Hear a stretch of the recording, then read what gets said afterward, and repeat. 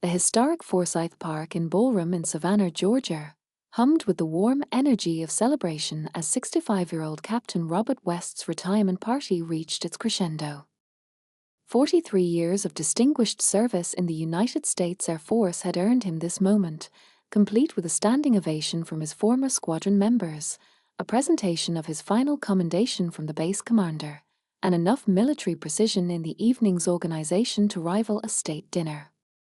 The venue itself spoke of Southern elegance and military tradition, with its soaring ceilings adorned with crystal chandeliers that cast warm golden light across round tables draped in crisp white linens. American flags stood proudly alongside the Georgia state flag, while black and white photographs of Captain West's career milestones lined the walls, chronicling his journey from a young second lieutenant fresh out of the academy to the respected pilot and instructor who had trained hundreds of aviators over for decades. At the head table, Captain West sat in his dress blues, every ribbon and medal perfectly aligned, his silver hair still maintaining the precise military cut he'd worn since his 20s. His wife Margaret, elegant in navy blue silk that complemented her husband's uniform, beamed with the pride of a woman who had supported her husband through countless deployments, base transfers, and the unique challenges of military life. Their love story was legendary among their circle, high school sweethearts who had weathered 42 years of marriage with the same discipline and commitment that had defined Robert's military career. But it was at table 7, tucked away near the back corner of the ballroom, where our story truly begins. Hannah West sat in a simple black dress from Target that she'd owned for 3 years, the kind of understated garment that was appropriate for any occasion but memorable for none. Her auburn hair, inherited from her mother but lacking Margaret's careful styling, was pulled back in a practical ponytail secured with an elastic band that had seen better days.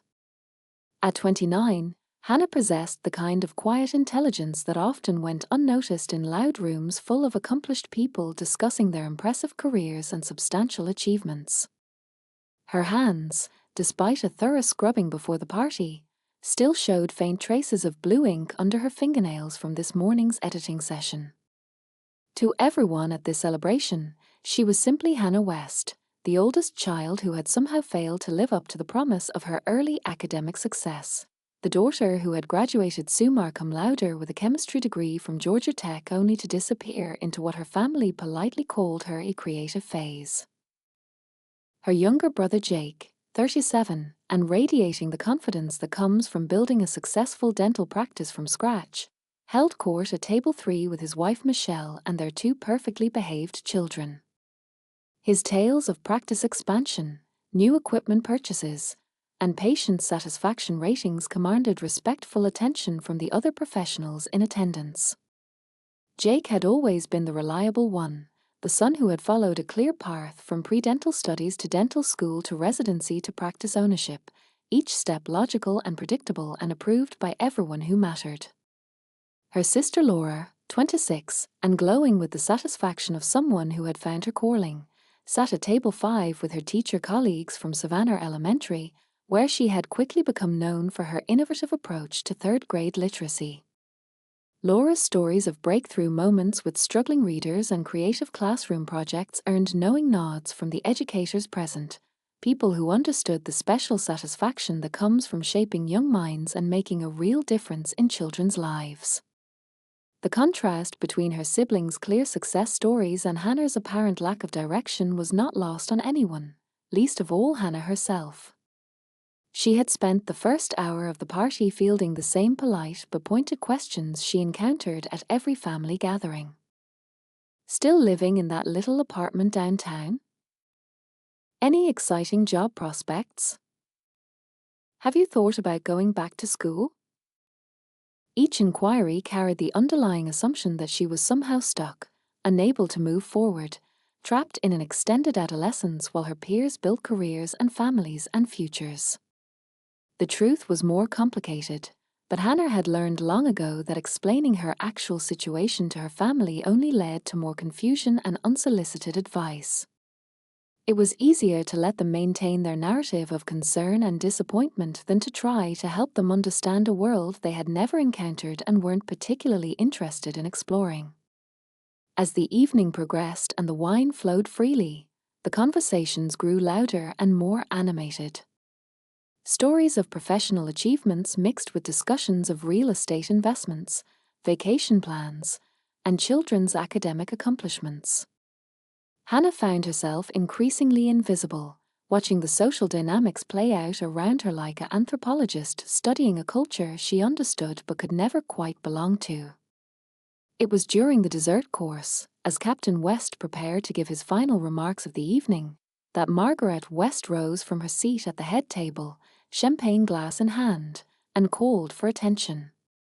The ballroom gradually quieted as conversations died down, and all eyes turned toward the elegant woman who had been the perfect military spouse for decades. "Ladies and gentlemen," Margaret began, her voice carrying the practiced authority of someone accustomed to addressing rooms full of military families. Before Robert gives his closing remarks, I wanted to take a moment to share some personal pride as a mother. She paused for effect, her smile encompassing the entire room but lingering meaningfully on table 3 where Jake sat with his family. "We are so incredibly proud of our son Jake, who has built such a successful dental practice that is now expanding to a second location. He's already providing dental care for 3 elementary schools in the district, and his community service has been recognized by the Savannah Chamber of Commerce." The applause was warm and sustained, with several people calling out congratulations to Jake, who stood briefly to acknowledge the recognition. "And our Laura," Margaret continued, her beam widening as she turned toward table 5, who has become one of the most beloved teachers at Savannah Elementary. Just last month, her innovative literacy program was selected as a model for the entire school district. "She's touching so many young lives every single day, shaping the future of our community one child at a time." Again, enthusiastic applause filled the room, with Laura's teaching colleagues rising to give her a standing ovation. Margaret paused, and Hannah felt her stomach tighten as she realized what was coming next. The inevitable acknowledgement that would somehow manage to be both loving and dismissive, supportive and subtly critical. The kind of maternal comment that carried 40 years of accumulated worry disguised as celebration. "And our Hannah," Margaret said finally, her tone shifting slightly to what Hannah recognized as her mother's making the best of things a voice. "Oh well, Hannah is still finding her path. She makes these little videos for YouTube, talking about science and things. It's very creative, very modern. At least it's not drugs, right?" The laughter that rippled through the ballroom was good-natured but pointed, the kind of gentle mockery that families often use to cope with the members who don't fit neatly into conventional success categories. Hannah heard someone at a nearby table whisper, "YouTube videos?" At her age, followed by sympathetic murmuring about young people these days and their strange career choices. Hannah's grip tightened on her water glass as she maintained her practiced smile, the same expression she'd perfected over years of family gatherings where her life choices were analyzed, questioned, and found wanting. She nodded graciously at the smattering of polite applause that followed her mother's backhanded acknowledgement, even as she felt the familiar burn of frustration and disappointment that always accompanied these public evaluations of her worth. Captain West rose then, beginning his prepared remarks about service and sacrifice and the importance of family support, but Hannah barely heard the words. She was too busy calculating how long she needed to stay before she could politely excuse herself, drive home to her studio apartment, and return to the work that actually mattered to her, the work that none of these well-meaning people could see the value in because it didn't fit their definitions of legitimate success. As her father's speech continued and the crowd hung on every word about duty and honor and building something lasting, Hannah sat in her corner chair, smiled when expected, and quietly planned her escape from this room full of people who loved her but would never understand her. Part 2. The Turn. Silent Determination. The drive home through Savannah's historic district felt longer than usual, despite the familiar route through cobblestone streets lined with ancient oak trees draped in Spanish moss. Hannah's 15-year-old Honda CR-V hummed quietly as she navigated past the elegant antebellum mansions that housed the city's established families, the same families whose children had grown up to become doctors and lawyers and business owners, following paths that made sense to everyone who mattered. The radio played softly, but Hannah barely registered the music as she replayed the evening's events in her mind. Her mother's well-intentioned but devastating introduction echoed in her thoughts, each word carefully chosen to acknowledge her existence while simultaneously dismissing her accomplishments. Little videos for YouTube, as if 2 years of intensive work, hundreds of hours of research, and a growing community of engaged viewers could be reduced to such a trivial description.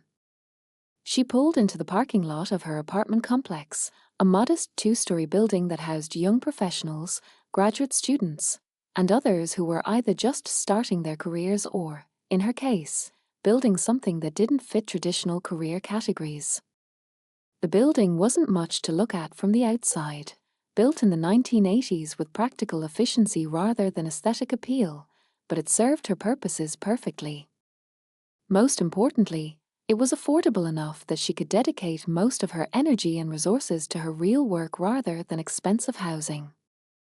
Hannah climbed the external staircase to her second-floor unit, keys jingling as she unlocked the door to apartment 2B. The space that greeted her was compact but carefully organized, every square foot utilized with the precision of someone who had learned to maximize limited resources. The main room served triple duty as living room, office, and video studio, with a modest couch positioned against one wall facing a small television that she rarely had time to watch. But it was the far corner of the room that revealed the true purpose of this space. A professional-grade camera mounted on a sturdy tripod pointed toward a carefully arranged backdrop consisting of a clean white wall adorned with periodic table elements and molecular structure diagrams that Hannah had printed and laminated herself. 2 softbox lights flanked the recording area, positioned to eliminate shadows and create the clear, even lighting that was essential for educational content. A compact desk held her editing computer, a machine she had built herself from carefully researched components to handle the demanding processing requirements of video production. External hard drives were stacked neatly beside the monitor, containing hundreds of hours of raw footage, completed projects, and backup files that represented 2 years of intensive work. A small whiteboard covered in chemical equations and video planning notes hung on the wall above the desk, serving as both a creative tool and a constant reminder of the projects that demanded her attention. This was the headquarters of Hannah Makes, the YouTube channel that her family dismissed as a hobby, but which had quietly grown into something far more significant than anyone at tonight's party could have imagined. What had started as a simple desire to share her love of chemistry with the world had evolved into a comprehensive educational platform that was reaching thousands of students, teachers, and curious minds across the globe. Hannah kicked off her uncomfortable dress shoes and changed into the comfortable jeans and oversized chemistry department t-shirt that served as her unofficial uniform. This was her real self, not the polished version she presented at family gatherings, but the person who felt most authentic when surrounded by the tools and materials of her chosen profession. She settled into her desk chair and opened her laptop, immediately pulling up the analytics dashboard for her channel. The numbers told a story that would have shocked everyone at tonight's party. Over the past month, her videos had accumulated 2.3 million views from viewers in 47 countries. Her subscriber count had grown to 847,000 people who actively chose to learn from her content, who trusted her explanations, and who regularly engaged with her educational materials. But the numbers only told part of the story. Hannah scrolled through the comments section of her most recent video, "Why does soap actually work against viruses?" The responses revealed the true impact of her work. A high school student in rural Alabama thanked her for making chemistry accessible and inspiring him to consider a career in science. A teacher in Philadelphia explained how she used Hannah's videos to supplement her curriculum, noting that her students finally understood molecular interactions after watching Hannah's clear explanations. A parent wrote about watching Hannah's videos with her homeschooled daughter, describing how Hannah's enthusiasm had transformed science from a dreaded subject into an adventure of discovery. An international student preparing for university entrance exams credited Hannah's channel with helping him understand concepts that his textbooks had failed to make clear. These were the moments that mattered to Hannah, the evidence that her work was reaching people who needed it, who benefited from her unique ability to translate complex scientific concepts into language that anyone could understand and appreciate. She wasn't just making videos. She was building bridges between the intimidating world of academic science and the curious minds of ordinary people who deserved to understand the fascinating processes that governed their daily lives. The Patreon platform showed equally encouraging numbers. Nearly 12,000 supporters contributed monthly donations ranging from $5 to several hundred, enabling Hannah to invest in better equipment, dedicate more time to research, and maintain the high production standards that set her content apart from the countless other educational channels competing for attention online. But more than the financial support, it was the personal messages from patrons that reminded Hannah why she had started this journey. Teachers shared stories of students who had discovered their passion for science through her videos. Parents described family dinner conversations sparked by Hannah's explanations of everyday chemical processes. Graduate students thanked her for providing clear foundations that helped them understand advanced concepts in their university courses. Hannah opened her planning document for the upcoming week, a detailed schedule that would have impressed any project manager for its thoroughness and ambition. Monday was reserved for filming 3 new videos in her A Kitchen Chemistry series, explaining the science behind baking, fermentation, and food preservation. Tuesday meant editing and fact-checking, ensuring that every explanation was accurate and accessible. Wednesday was dedicated to responding to viewer questions and planning future content based on subscriber requests and current events. Thursday and Friday were blocked out for a special project that had been consuming her thoughts for months. Hannah had been developing a comprehensive curriculum called A Science Without Snobbery, designed to make advanced scientific concepts accessible to students who had been intimidated or excluded by traditional academic approaches. The curriculum would include video lessons, interactive experiments using household materials, and assessment tools that encouraged exploration rather than memorization. But Hannah's ambitions extended far beyond individual videos and educational materials. She had been quietly developing plans for something much larger, something that could transform how young people, particularly girls and students from underrepresented communities, encountered science education. The idea had been growing in her mind for months, fueled by the letters she received from students who felt excluded from traditional academic environments and hungry for alternatives that honored both rigor and accessibility. Tonight's humiliation at her father's party had crystallized her determination. She was tired of apologizing for her unconventional path, tired of accepting her family's narrative that she was somehow failing to achieve her potential. It was time to scale up, to transform her solo operation into something that could reach exponentially more students and create lasting change in how science education was approached and valued. Hannah pulled out a notebook and began sketching the framework for her next phase of growth. She would need to rent proper studio space, equipment that could handle more ambitious productions, and most importantly, she would need help. The vision forming in her mind required a team, people who shared her commitment to accessible education and her belief that complex ideas could be communicated with clarity and enthusiasm without sacrificing intellectual rigor. As the clock approached midnight and Savannah settled into quiet around her, Hannah worked with the focused intensity that had always characterized her approach to challenges. Tonight had been difficult, but it had also been clarifying. She knew exactly who she was and what she was building. Now it was time to show the world, starting with the people who thought they knew her best. Part 3. Growth, First Recognition and Breakthrough. The following Monday morning found Hannah standing in the doorway of a small commercial space in Savannah's emerging arts district, a 1,200 square foot former print shop that smelled of old ink and possibility. The rent was $2,800 per month, which represented nearly half of her current monthly income from Patreon and occasional freelance science writing. But Hannah had made her decision during those late-night planning sessions after her father's party. If she was going to build something substantial, she needed to think beyond the constraints of her apartment studio. The space required significant work to transform it into a proper video production facility. The concrete floors needed covering, the walls required fresh paint and proper acoustic treatment, and the lighting situation was entirely inadequate for the quality content Hannah envisioned.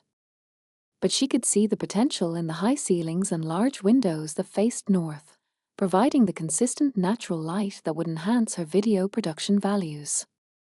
Hannah spent the next 6 weeks transforming the space with her own hands and a carefully managed budget. She painted the walls a neutral grey that would serve as an effective backdrop for various video setups. She installed sound dampening panels made from acoustic foam that she had researched extensively to ensure optimal audio quality without breaking her limited budget. The flooring project consumed an entire weekend and most of her emergency savings, but the result was a clean, professional surface that could accommodate multiple camera angles and lighting configurations.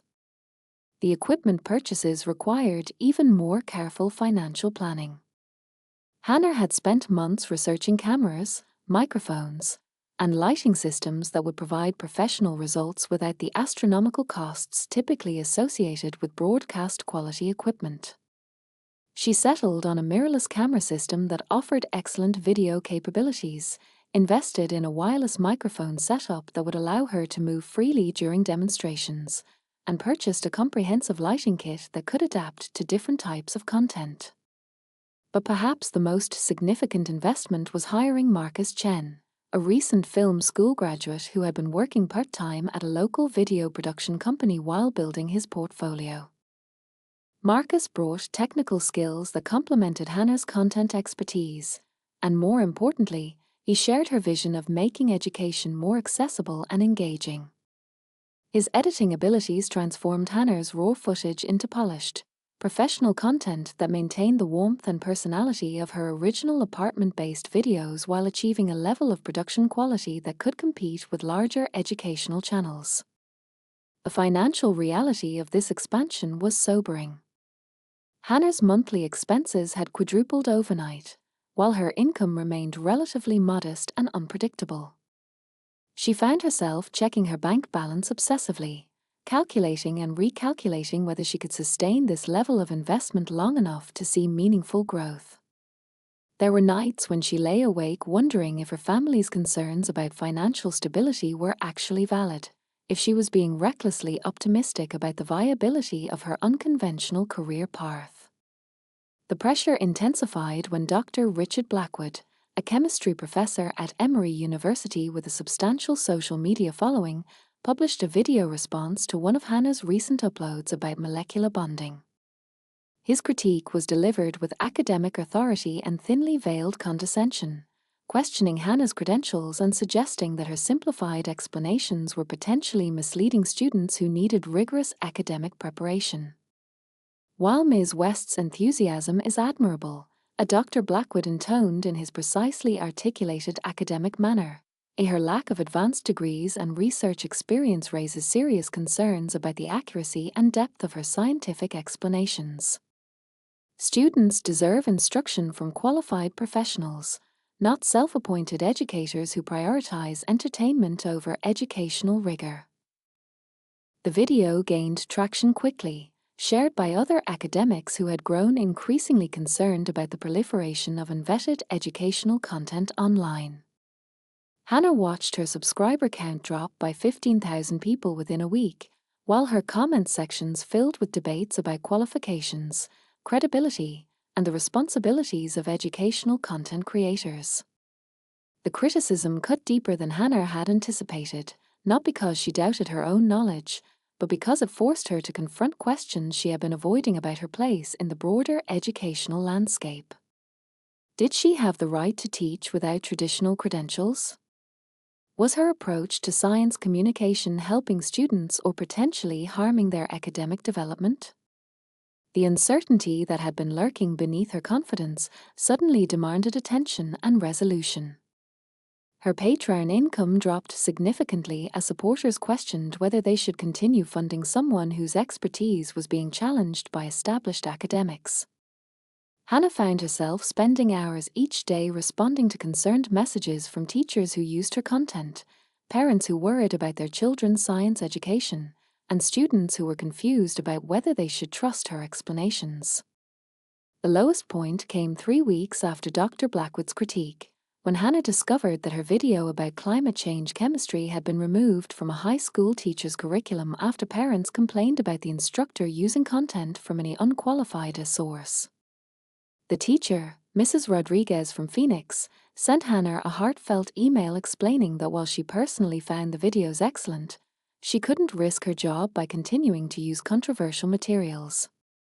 Hannah sat in her new studio space, surrounded by expensive equipment and mounting bills, wondering if she had made a catastrophic mistake.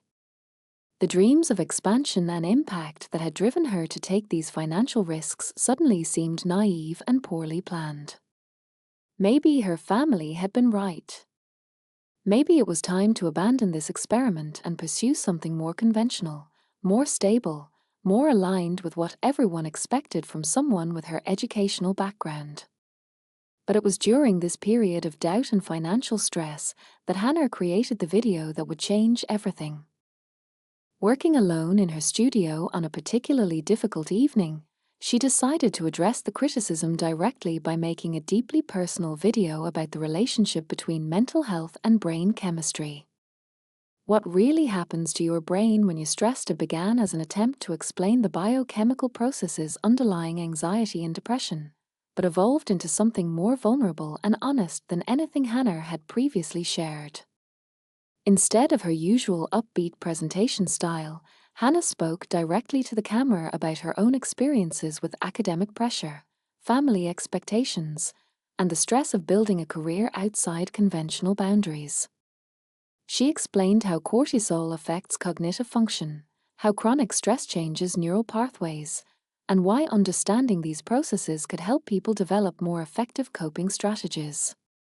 But she also shared her own struggles with self-doubt, the sleepless nights spent questioning her choices, and the way that understanding the science behind stress had helped her develop resilience. The video was rawer than her usual content, less polished in its emotional presentation but more authentic in its connection with viewers who were experiencing similar challenges. Hannah uploaded it with minimal promotion, uncertain whether this departure from her usual format would resonate with her audience or further damage her already struggling channel. The response was immediate and overwhelming. Within 24 hours, the video had accumulated more views than any of her previous uploads. Comments poured in from viewers sharing their own experiences with stress, anxiety, and the pressure to conform to others' expectations. High school students wrote about academic pressure and college selection stress. Young professionals described workplace anxiety and imposter syndrome. Parents shared stories of helping their children understand and manage emotional challenges. But more significantly, the video caught the attention of educators who recognized something special in Hannah's approach to science communication. Dr. Sarah Matiners, Director of Science Education for the Atlanta Public School System, reached out personally to discuss incorporating Hannah's content into their district's mental health curriculum. The National Science Teachers Association featured the video in their monthly newsletter, praising Hannah's ability to make complex neuroscience accessible to general audiences. Within a month, the video had surpassed 1.2 million views and had been translated into Spanish, French, and Mandarin by volunteer viewers who wanted to share the content with broader audiences. Educational websites began featuring Hannah's work, and she started receiving invitations to speak at science education conferences and teacher training workshops. The breakthrough continued when Google Education reached out through their partner outreach program, interested in developing a formal collaboration around science literacy initiatives. Their proposal involved featuring Hannah's content in Google Classroom resources, providing technical support for enhanced video production, and most importantly, offering a partnership that would give her work the institutional credibility that academic critics had questioned. Simultaneously, Hannah received an unexpected email from the Simons Foundation, an organization dedicated to advancing scientific research and education. They had been following her work and were interested in discussing a substantial grant to support her educational initiatives, particularly her plans for reaching underserved communities and encouraging young women to pursue STEM careers.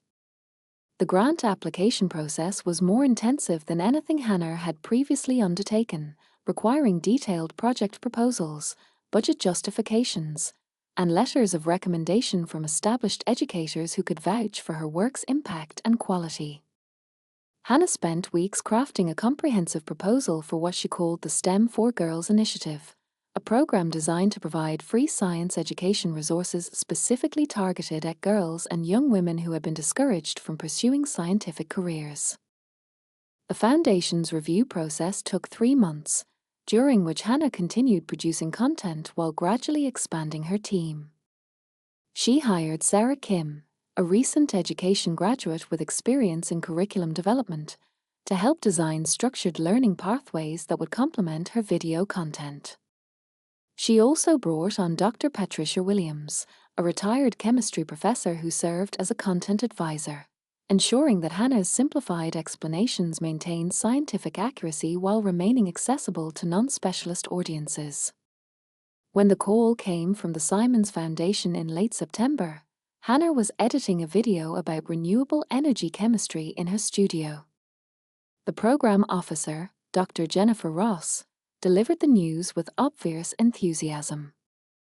The Foundation was awarding Hannah's STEM for Girls initiative a $5 million grant over 3 years, making it one of the largest educational grants ever given to an independent content creator. The grant funding would support the development of comprehensive science curricula, the creation of interactive educational materials, the establishment of community science centers in underserved areas, and most importantly, scholarship programs for young women pursuing STEM education.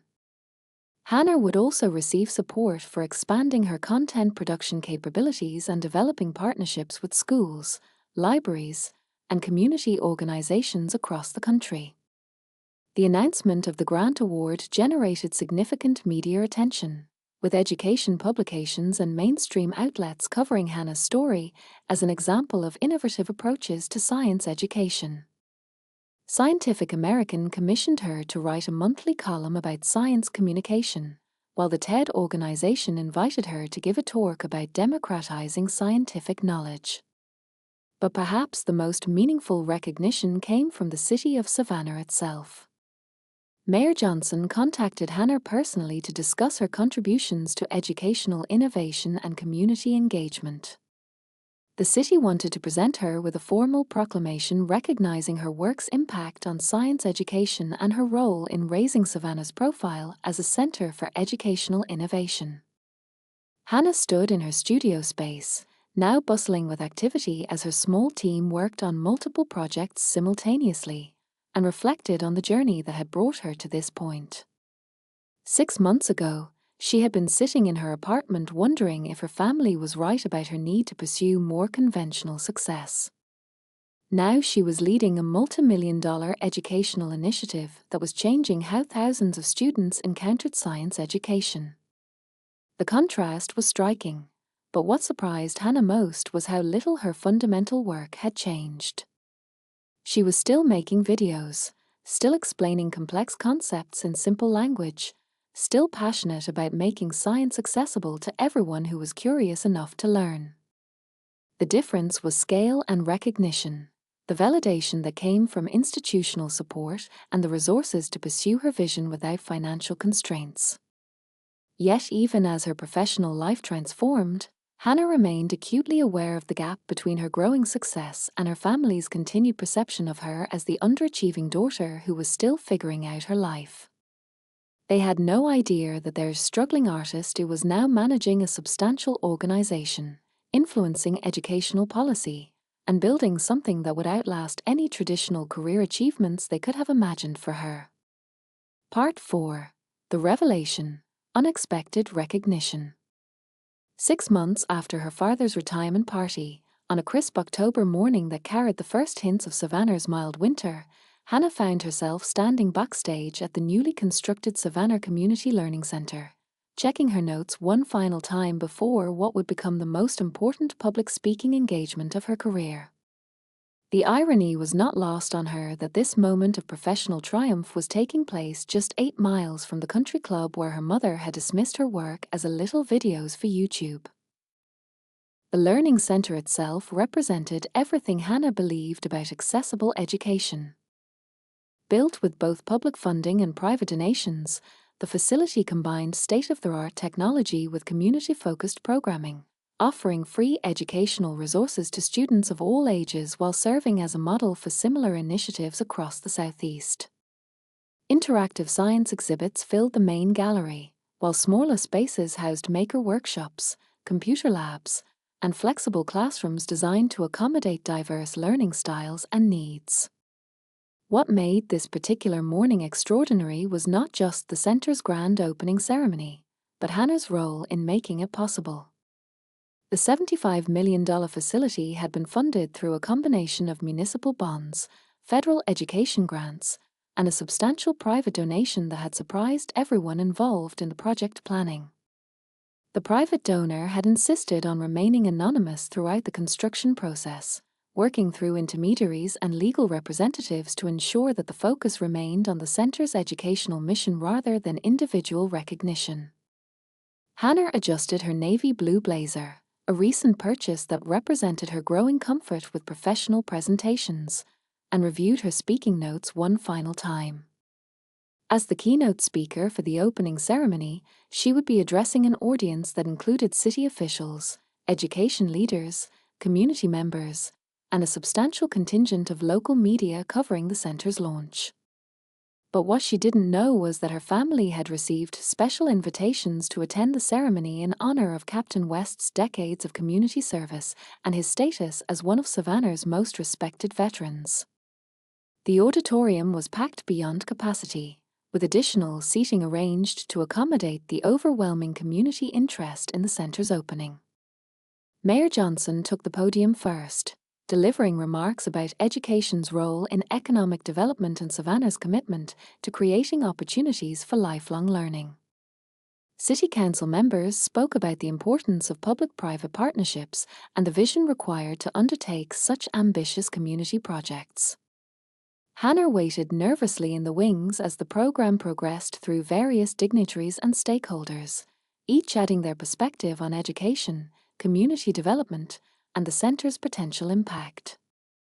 She caught glimpses of the audience through gaps in the stage curtain, noting the diverse crowd that included families with young children, high school students, college professors, and community leaders representing various civic organizations. It was during the facility's tour announcement that Hannah spotted familiar faces in the audience's middle section. Her father sat in his characteristic military posture, wearing the navy blue suit he reserved for formal occasions, while her mother had chosen a conservative dress that reflected her background as an educator. Jake and Michelle were there with their children, probably planning to explore the interactive exhibits after the ceremony. Laura sat with several of her teaching colleagues, clearly excited about the professional development opportunities the center would provide. Their presence added an unexpected emotional weight to what Hannah had anticipated would be a straightforward professional presentation. She had not spoken to her family about her involvement with the Learning Center, partly because the donor anonymity requirements had prevented her from discussing details, but mostly because she had grown accustomed to keeping her professional achievements separate from family interactions that inevitably focused on her perceived shortcomings. Dr. Patricia Williams, Hannah's content advisor and now the center's education director approached the microphone to introduce the final speaker. Her academic credentials and decades of teaching experience lent gravitas to her words as she described the vision and planning that had made the center possible. "Ladies and gentlemen," Dr. Williams began, her voice carrying the authority of someone who had spent 40 years in educational leadership. This facility represents more than just an investment in buildings and equipment. It represents a fundamental belief that education should be accessible, engaging, and relevant to everyone in our community, regardless of their background or previous academic experience. She paused, allowing the significance of that statement to resonate with an audience that included many people who had felt excluded from traditional educational institutions. "The innovative programming you'll experience here today reflects the vision and generosity of individuals who understand that learning is not confined to classrooms or limited by conventional teaching methods." Today's keynote speaker embodies that innovative spirit. Hannah felt her heart rate accelerate as Dr. Williams continued her introduction, knowing that the next few minutes would fundamentally alter her family's understanding of her work and her place in the community they all shared. "Our speaker has revolutionized science education through digital media, reaching millions of students worldwide with content that makes complex concepts accessible and exciting. Her work has been recognized by the National Science Foundation, featured in Scientific American, and adopted by school districts across the country. She has received significant grants for educational innovation and has become a leading voice in discussions about equity and accessibility in STEM education." Hannah could see her family members leaning forward in their seats, clearly puzzled by this detailed description of accomplishments that seemed far removed from their understanding of contemporary educational media. Her mother's expression showed growing confusion, while Jake appeared to be checking his phone, possibly researching the speaker's credentials. But perhaps most importantly, Dr. Williams continued, building toward the revelation that would reshape everything. Our keynote speaker is also the primary private donor whose extraordinary generosity made this facility possible. Ladies and gentlemen, please welcome Dr. Hannah West, founder of the STEM for Girls initiative and the visionary behind the Hannah West Community Science Center. The silence that followed was profound and complete, as if the entire auditorium had collectively held its breath. Hannah watched her family's faces transform through a sequence of emotions that began with confusion and moved rapidly through recognition, shock, and something approaching disbelief. Her mother's hand flew to her mouth in an unconscious gesture of surprise, while her father's military bearing temporarily abandoned him as he struggled to process this unexpected information. Hannah walked onto the stage with the confident stride she had developed through months of public speaking engagements, but internally she was acutely aware of her family's stunned expressions and the way this moment was recontextualizing every conversation they had ever had about her career choices and life direction. "Thank you, Dr. Williams, and thank you all for being here today," Hannah began, her voice steady despite the emotional complexity of addressing an audience that included the people who had never quite understood her work. 6 years ago, I was a chemistry graduate struggling to find my place in a world that seemed to have very specific ideas about what success should look like. I didn't fit the traditional academic path, and I wasn't interested in corporate research positions that felt disconnected from real human needs. She gestured toward the impressive facility surrounding them, its gleaming laboratories and interactive exhibits representing millions of dollars in educational investment. "This center exists because I believe that scientific literacy is not a privilege reserved for students who can afford expensive private schools or university programs.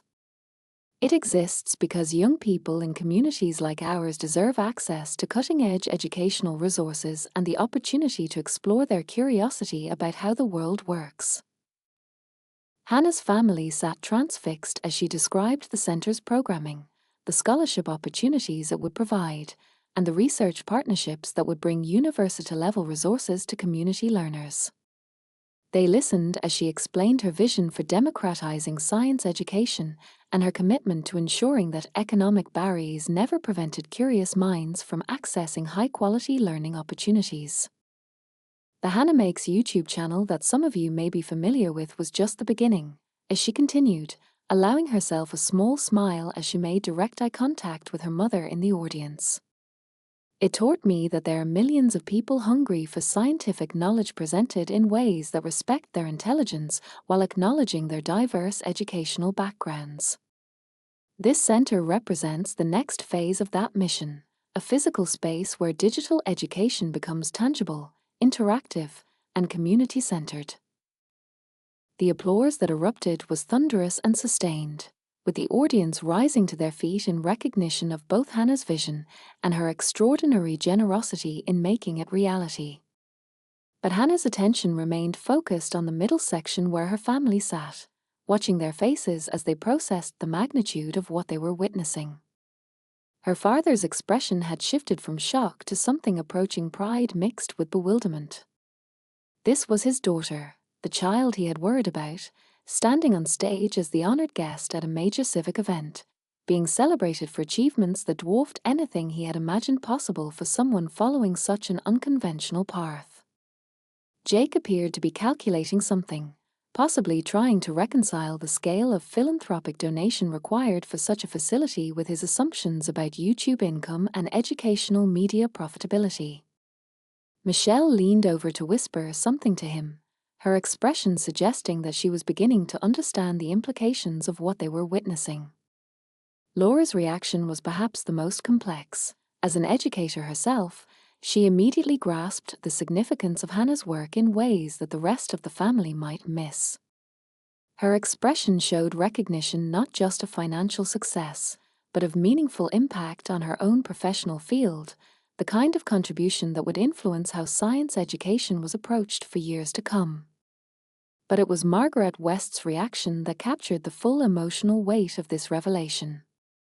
Hannah watched her mother's face cycle through surprise, confusion, recognition, and finally, a deep sadness that seemed to encompass years of misunderstanding and missed opportunities for genuine connection.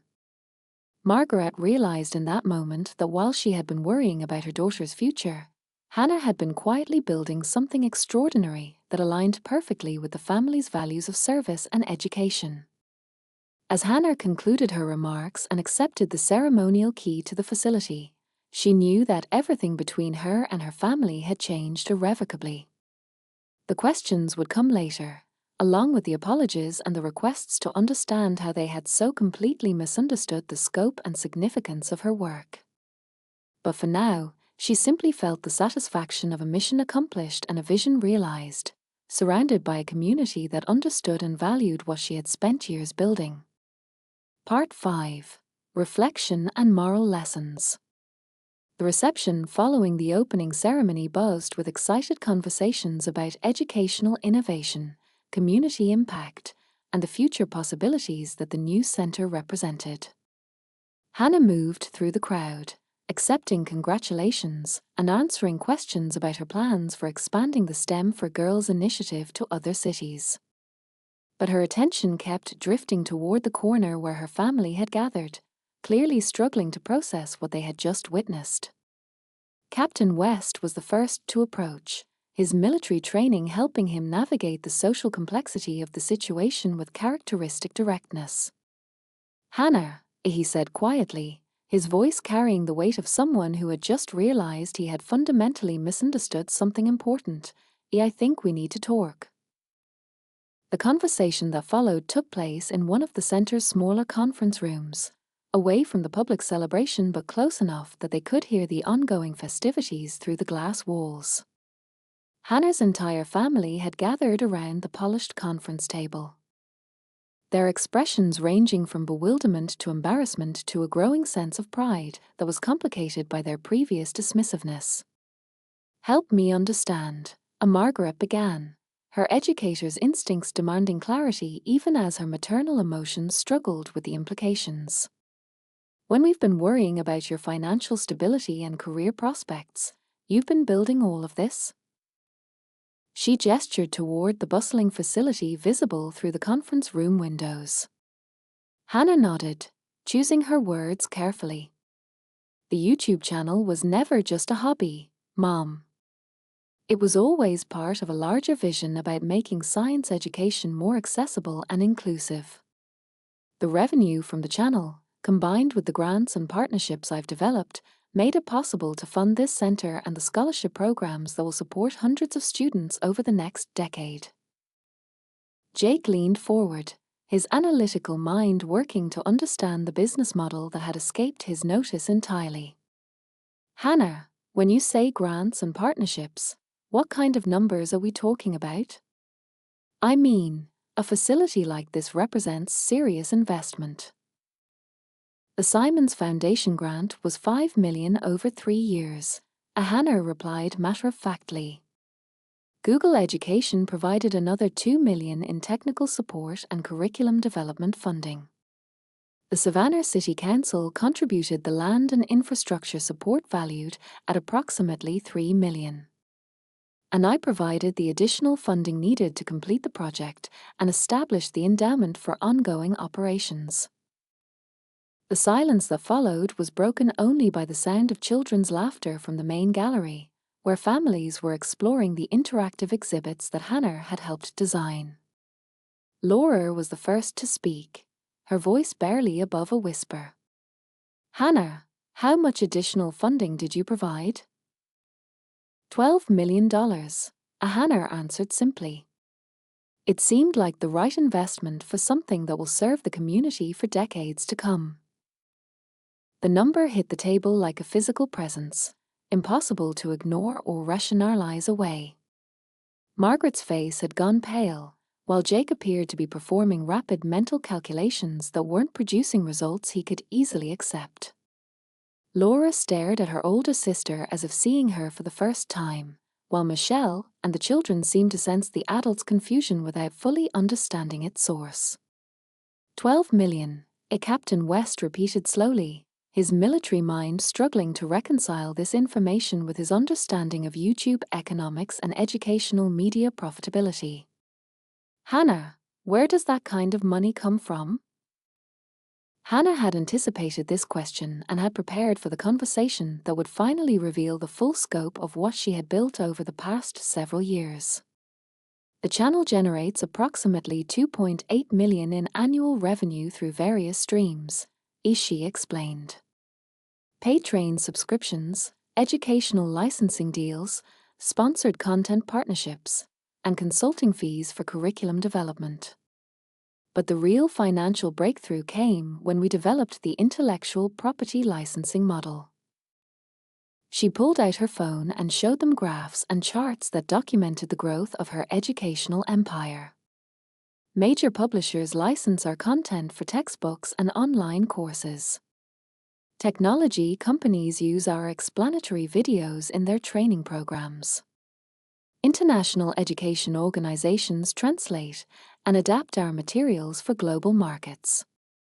The Harvard Business School actually uses our growth model as a case study in digital education entrepreneurship.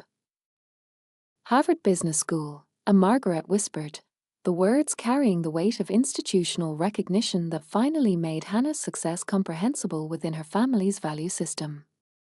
Hannah continued, knowing that complete transparency was the only way to bridge the gap that had separated her from her family's understanding.